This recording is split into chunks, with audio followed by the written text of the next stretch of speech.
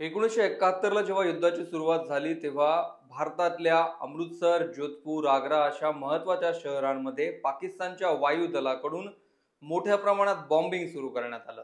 पण या शहरातल्या लोकांना आधीच प्रशिक्षण दिलेलं होतं, त्याच्यामुळे तिथली जीवितहानी टळली.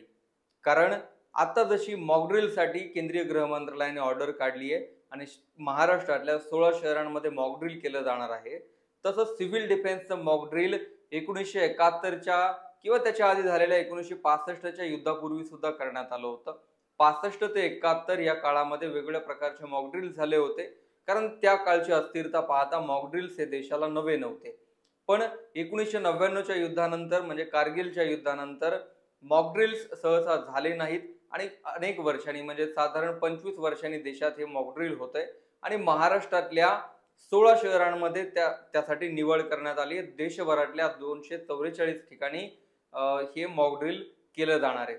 महाराष्ट्रातली शहरं कोणती आहेत आणि ही शहरं नेमकी कोणत्या कारणामुळे निवडली गेली आहेत? मुंबई, पुणे, ठाणे, नवी मुंबई असेल, उरण असेल किंवा छत्रपती संभाजीनगर यासह 16 शहरं जी निवडली गेली आहेत ती नेमकी कोणत्या कारणामुळे निवडली गेली आहेत? एक एक शहर निवडण्याचं कारण काय आहे ते सगळे मी तुम्हाला या व्हिडिओत सांगणार आहे. story.com मध्ये तुम्हा सर्वांचं स्वागत. संवेदनशील आणि अतिसंवेदनशील शहरं निवडण्यामागे काही कारणं दिली जातात आणि त्याच्यात घनदाट लोकसंख्या असलेली शहरं, मुंबई आणि पुण्यासारखी प्रचंड लोकसंख्येची शहरं, तिथली पॉप्युलेशन डेन्सिटी आणि त्या लोकसंख्येचं महत्त्व लक्षात घेऊन या शहरांची निवड केली जाते. मुंबई, पुणे असेल, ठाणे असेल या शहरांची निवड याच कारणामुळे करण्यात आली आहे, कारण या शहरांमधली लोकसंख्या खूप मोठ्या प्रमाणात आहे. याशिवाय इकॉनॉमिक आणि इंडस्ट्रियल इम्पॉर्टन्स जे आहे म्हणजे आर्थिक आणि औद्योगिक शहर जी आहेत, नाशिक सारखं शहर असेल, मुंबई पुण्यासारखं शहर असेल, पिंपरी चिंचवड जवळ IT पार्क आहे मोठा, नवी मुंबई असेल, उरणची निवड त्याच्यात करण्यात आली आहे. JNPT बंदर तिथे आहे.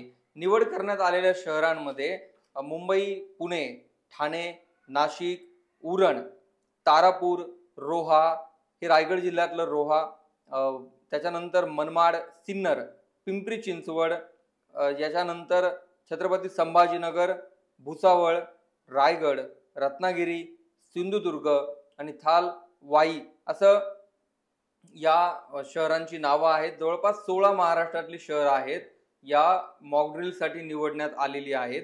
औद्योगिक आणि आर्थिक वसाहती जिथे आहेत तिथली शहरं मोठ्या प्रमाणात याच्यामध्ये निवडण्यात आली आहेत. यानंतर जिथे पायाभूत सुविधा खूप मोठ्या प्रमाणात आहेत, जसं की विमानतळ असतील, बंदरं असतील, काही पॉवर प्लांट असतील, म्हणजे नवी मुंबई असेल, नवी मुंबईमध्ये JNPT सारखं मोठं बंदर आहे, अटल सेतू सारखा मोठा उड्डाण पूल आहे, याशिवाय तिथे विमानतळाचंही काम चालू आहे.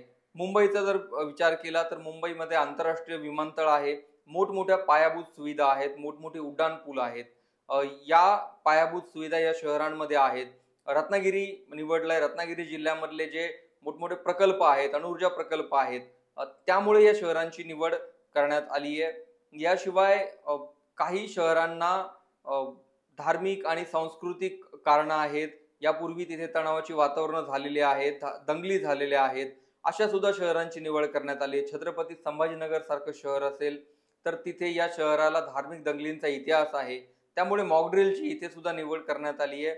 सायरन वाजल्यानंतर काय करायचं, त्या परिस्थितीत कोणत्या उपाययोजना करायच्या याचं जे प्रशिक्षण आहे ते स्थानिक यंत्रणांकडून नागरिकांना दिलं जाणार आहे.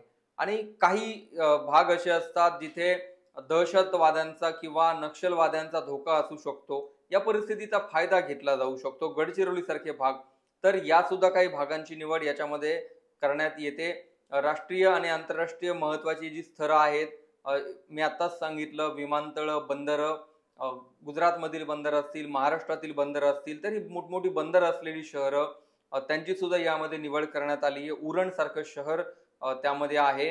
आणि इंटेलिजन्सचे काही इनपुट्स जे आहेत, गुप्तचर यंत्रणांकडून जे काही इनपुट्स मिळालेले आहेत राज्यातील यंत्रणांना, त्याच्या आधारावरती काही महत्वाच्या शहरांची निवड याच्यामध्ये करण्यात आलेली आहे.